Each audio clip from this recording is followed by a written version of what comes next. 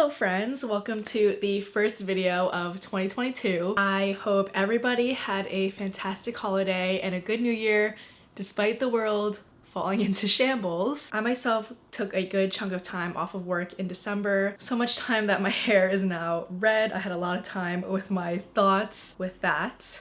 Some time to ponder about my New Year's resolutions and goals. I really am not one to set resolutions. I'm more of a do it when inspiration strikes or not do it at all type of person, but this year my friends were talking about some of their resolutions in our group chat, and that kind of motivated me to create some of my own. And this year I really want to get more serious with YouTube, art, and my life outside of the internet, which is my day job and personal life, etc. Whatever, this is the year to do it. So I will be explaining to you guys my realistic goals for 2022 and how I'm going to set myself up for success this year, unlike all other years previously. This is totally an experiment for me to see if this system works for me. And I want to share with you guys to, one, keep myself accountable, and two, even if one person views this video and it helps that one person, I am glad I made it. I always say this, but it is true. What helps me might be completely different to you or someone else, but I just want to share what has been working for me. So yeah, let's get into it. So the first thing I did was make a list of what is most important to me and what is least important to me in regards to my goals, and prioritizing those based on how important they are. So I made a list and then I ranked each of them. So for me this year, the most important thing for me was to practice my art and really focus on my business. I think By Katie Mai has been on the back burner for me a little bit as I focused on my day job and my other responsibilities, but now I think I have a good grasp on my time management. Things have slowed down a little bit where I can really focus on By Katie Mai, so that is my top priority. The next thing that's most important to me is staying active and getting stronger, and then after that comes my hobbies like reading and music, etc. Seriously, this step is very important because you want to figure out what you're passionate about, and you know, if you're not passionate about it, you're not going to get it done. So the second thing I did was reflect. You know, I sat there and I thought a little bit. I reflected on how I was successful in completing my goals and creating good habits in the past, and what worked for me, what didn't work for me, stuff like that. And this is what I concluded. So for example, back last year when I was living with my roommates, I was able to stick to a daily workout routine and get my 10,000 steps in because I was with a group of people who were working towards the same goal. We would always work out together or go on walks together. After I moved out, this habit really fell off for me. Like, I have not worked out in a very long time, mostly because when I'm alone, I will always make an excuse for myself. This year, maybe something to help motivate me to work out will be to go to a workout class or get my group of friends to start a workout program together, something like that. An example of a habit I have successfully implemented into my life, sorry, I have my iPad here with all my notes, is cleaning and putting things back where they belong after I've used them. So this is something I was horrible with. I am naturally a very messy person. I am the person who will open a drawer and not close it. I'm so sorry if that bothers any of you, but one of my friends always called me out for this, and it is something I had to actively work on. And now I'm able to maintain a clean space by taking an extra couple seconds just to put that thing back where it belongs. And I'm totally not perfect at this still. Like, my brother always yells at me for having dirty dishes in the sink. I really had to slowly and consciously make the effort to put things back where they belong and clean as I go. I would force myself to make my bed in the morning, or if I had clothes on the floor, I would force myself to pick them up and either put them in the dirty laundry basket or hang them up if they were clean. And after doing that for a good couple months, it really has been a part of my routine, and it feels weird when I don't make my bed or if there's dirty clothes on the floor. So I promise you, you could do it if you really try to do it. Like, you really have to be like, okay, I'm just gonna do it right now. I'm just gonna force myself to do it. And that worked for me. Okay, you've reflected on your goals and what has worked for you in the past. Now it's really the time to plan how you're gonna do it and how you're gonna implement your goals and habits into your life. Now I'm gonna share my top 3 goals for this year and my game plan for them. I will prioritize by Katie Mai. I will improve my graphic design and illustration skills. And then the third one is I will take the time to keep my body and mind active. This might seem a little broad, but okay, this is how I am going to achieve my goals. The first thing I did was create a Notion. I made it all nice and aesthetic, so it's something that I know I will go back to. This isn't sponsored by Notion. I just have watched a lot of videos on Notion. I thought it was the best tool for me to use. If you didn't know, Notion is like a project management / note-taking app. If you're in school, I think Notion is like a really good tool for you to use. But I'm using it as a brain dump for planning and just like to dump all my ideas and goals onto it and have one space where I could see everything, track everything, and really like it is going to be my life. Notion is going to help me organize my life and keep me in check with all 3 of my goals. To prioritize by Katie Mai, I am going to use Notion to create a content calendar, to create a posting schedule for YouTube, and really to help plan out everything I want to do. So this will be for shop updates because I really want to get a consistent shop update schedule this year.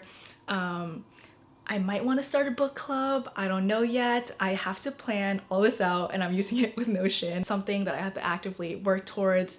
And I really think by planning out my YouTube videos, planning out my posts and sponsorships and stuff like that will really help me keep me organized and give me more time to freely create the things that I want to create and not have to worry about all the admin stuff. So far it has been working and I think this is really something that I can keep up throughout the year. And then in conjunction with my first goal, I want to become a better artist and really improve my illustration and graphic design skills.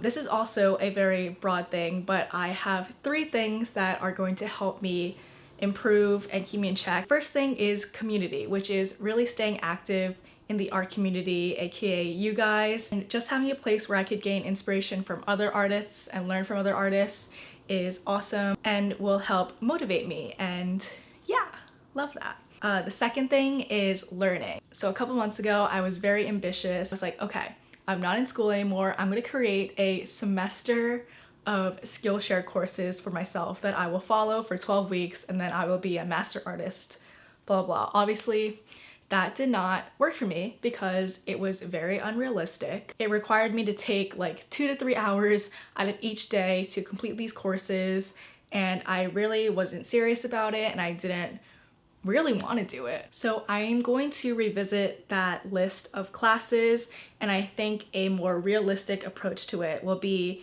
taking 30 minutes maybe 2 to 3 times a week out of my day and scheduling it on my calendar on Notion or maybe during my lunch break at work so I can really just do it in small bits.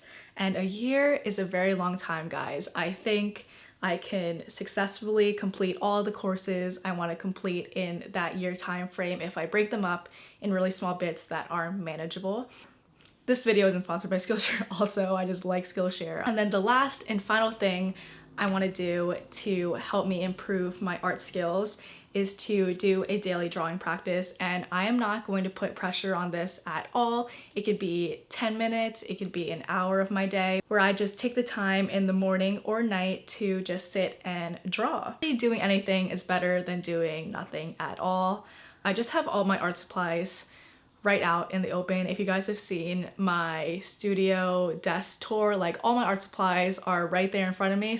So it's really easy for me to just grab it and I have no excuse not to do it. My last and final goal is to keep my mind and body active. So this encapsulates reading, working out, music, art, all of that really.